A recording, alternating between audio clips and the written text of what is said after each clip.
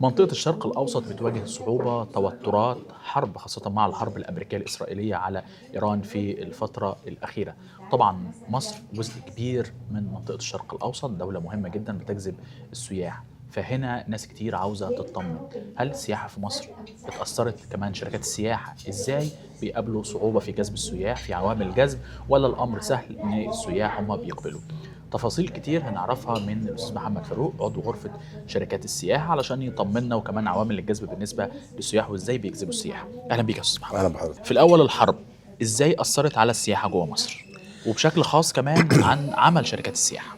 طبعا الحرب اثرت، مفيش جدال، طبعا زي ما انت حضرتك شفت طبعا تاثيرات العطل على الدوله من زياده اسعار الوقود واسعار الخدمات طبعا فده طبعا ده اثر ان احنا طبعا عندنا تعاقدات سابقه طبعا مع الوكلاء العالميين، فعشان نعدل اسعارنا، احنا اسعارنا نهائيا في البيع واحده، حتى لو التكلفه زادت لازم نحافظ على نفس سعر البيع ما نغيره لنا عقود طويله الامد يعني. فطبعا ده بيقلل من ارباح شركات السياحه او بيخفض العوائد بتاعتها، ولكن ما عندناش اي مشكله طبعا مع استمرار العمل. الحمد لله ان العمل مستمر. في نسبة إلغاء طبعا ما نقدرش ننكر، ولكن هي نسبة إلغاء طفيفة حقيقة، غير مؤثرة. في محطات طبعا ما تأثرتش خالص زي الساحل الشمالي، الغردقة، شرم الشيخ، مرسى علم، أماكن الجذب السياحي، الأقصر، أسوان. القاهرة فيها تأثير طفيف. فالحمد لله طبعا شهر أبريل داخل بأرقام كويسة جدا في مصر بإذن الله، بأرقام طيبة جدا زي ما ذكرت. نسبة الإلغاءات تعتبر طفيفة جدا. بالنسبه للمستقبل طبعا برضو الحمد لله لازال بيجينا حجوزات مستقبليه. طبعا احنا يعني مصر مقصد سياحي شتوي بالنسبه للاسواق الاوروبيه والاسواق الدوليه، فطبعا الحمد لله الشتاء الجاي ان شاء الله الحمد لله في حجوزات بتيجي لمصر دلوقتي حاليا. في اسواق يعتبر افتقدناها نوعا ما، اللي هي اسواق الشرق الاوسط، طبعا نتيجه وجود الحرب في الدول الشقيقه العربيه الشقيقه والوضع الحاصل في منطقه الخليج. فطبعا الاسواق دي شويه شغلها تقريبا شبه وقف، لكن السعوديه الحمد لله لازال فيها العديد من العملاء السعوديين بيوصلوا مصر. بالنسبه لاسواق الشرق الاوسط، الشرق الاقصى شغاله برضو الحمد لله، ولكن طبعا حجم اعمالها نزل جدا نتيجه ان هم بيتعاملوا عاده بالطيران الخليجي اللي هو الطيران المعروف في دول الخليج، هم اللي بينقلوهم لمصر. فطبعا نتيجه الوضع الحالي في المطارات في دول الخليج حصل انخفاض في الحركه بتاعتهم. طيب المفروض منطقة الشرق الأوسط في الأحداث دي ودول الخليج إن هم بيقبلوا على مصر، فهل حضرتك بتتكلم إن هو لا العدد قل طبعا. طب هل هم راحوا مكان تاني، في مكان لا تاني طبعا، جذبهم ولا هم مستقرين في دولهم؟ لا مطارات مقفوله يعني، او مطارات بتشتغل المطارات في اكيد طرق تانية ان هم يخرجوا هو في بيها. طبعا، هو السعوديه مطاراتها مفتوحه، فهو ده اللي احنا بنستقبل منه سياحه عربيه. وسلطنه عمان هي دي المطارات فيها حركه يوميه مش غير متاثره، بنشتغل بنسبه كبيره. الاقبال كتر من عمان والسعوديه. الخطوط دي هي اللي فتحت، الخطوط اللي بتيجي مصر دلوقتي حاليا هي الخطوط دي بتجيب ارقام مش بطاله. ولكن طبعا سواء بقت الاسواق بقى الامارات، بحرين، الكويت كده، لا طبعا حصل فيها انحسار.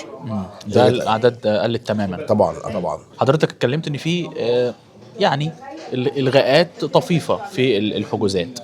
طب وبالنسبه للحجوزات المستقبليه هل ماشيه بنفس الريتم ولا في تاثر كبير فيها؟ بالنسبه للاسواق الدوليه مش متاثره، لان حتى اللي اتلغى في الفتره الحاليه من الاسواق الدوليه تم اعاده جدولته في المستقبل يعني، وده نقطه مهمه جدا. كل اللي جاي من اوروبا، كل اللي جاي من منطقه من امريكا اللاتينيه، من كده السي اي اس او اسواق روسيا وكازاخستان والمنطقه دي، ده شغال ما عندوش مشاكل خالص، لانه ما بيمرش على على المنطقه اللي فيها النزاع الحالي يعني. نوعيه السياحه اللي اتاثرت، هل ثقافيه، هل شاطئيه، هل ايه اللي اتاثر هي عندنا؟ ترتبط بالسورس ماركت يعني، او ترتبط بالسوق المصدر. سوق المصدر الاسواق الاوروبيه دي كلها بتشتغل يا اما سياحه شاطئيه يا اما بتشتغل سياحه ثقافيه. فده اللي هم بيشتغلوا الاثنين، يا اما بيروح الاقصر واسوان وكروز وكده. أيوه. يا اما بيكون جاي عشان يقعد في الغردقه او شرم الشيخ، ياخد ستي بوت 7 ليالي 14 ليله 21 يوم في الغردقه شرم مرسى علم. فهو الاثنين الحمد لله شغالين، والاسواق المصدره زي السوق الالماني، السوق الانجليزي، الحمد لله كله شغال، ما فيش اي تاثير. لان طبعا برضو خلي بالك ان النوع ده من السياحه بيتعامل مع الطيران الشارتر وليس المنتظم.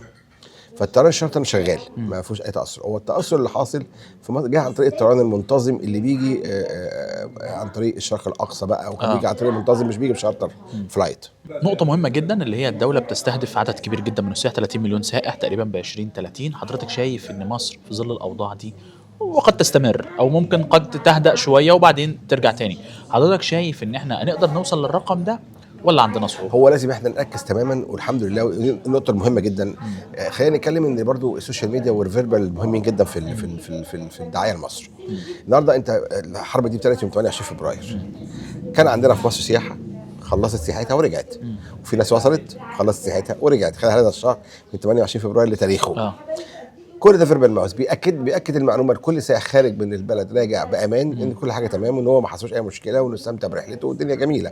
ده مهم جدا جدا جدا انه بيوصل. والحاله وهذه الرساله هي اللي شغال عليها بقى وزاره السياحه وشغال عليها القطاع الخاص، ان احنا بنوصل المعلومه دي عن طريق السائح نفسه، وعن طريق السوشيال ميديا، وعن طريق وسائل الاعلام. طب احنا عندنا التسويق الخاص بالسياحه كما يجب ان يكون، ولا محتاجين ان احنا نطور، خصوصا ان احنا محتاجين نزود ونفعل بعض الامور اكتر في ظل الوقت الحالي؟ بص، هو ده في حاله الازمات ده برضه زاد التسويق. القاعده الاساسيه بتقول كلما زادت الازمات كلما زاد التسويق.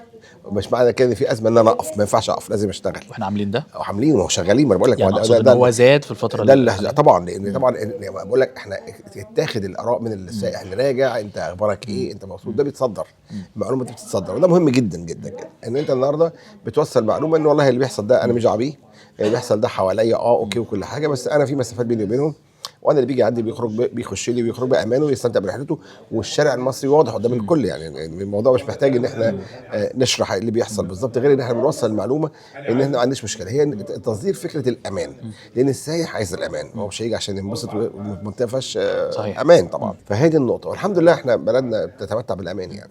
السياحه، اقبال السياحه زي ما هو، الغاء بعض الحجوزات عدد طفيف زي ما طمنا الاستاذ محمد فاروق عضو غرفه شركات سياحه. احنا بشكر حضرتك جدا في لقائنا. شكرا يا فندم، بشكرك جدا. شكرا، وبشكركم مشاهدينا. شكرا.